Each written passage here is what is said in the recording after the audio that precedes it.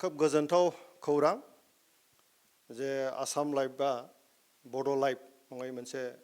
बर' रावनि मोनसे माबा खुलिबाय निउस चेनेल बेखौ मिथिनानै आं खोब गोजोननाय मोनदों आरो गिबियावनो आङो आसाम लाइभ एबा बड' लाइभनि गासैबो बिबानगिरि नोंथांमोननिसिम आङो आंनि फारसेनिफ्राय गाहाम हामलायनाय बावबाय आरो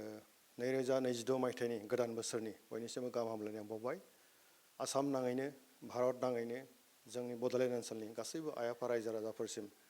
गोदान बोसोर 2026 मायथाइनि आंनि सिबिनाय गाहाम हामलायनाय आं बावहरबाय आं मिजिंथिदों 2026 मायथाइयाव आरोबाव जोंनि ओनसोला जौगाखांनाय फैगोन जोंनि गेजेराव गोजोन खौसेथिया मजबुत जागोन आरो बिभिन्न जाति जनगोष्ठीनि गेजेरावहाय गोजोन अनलायनायनि गेजेरजों जोंनि आसाम जोंनि बड'लेण्डखौ जोङो गोख्रोङै जों दालांनो हागोन बयनिसिमबो गोदान बोसोरनि मुङै आंनि गाहाम हामलायनायखौ आं बावहरनाय जाबाय।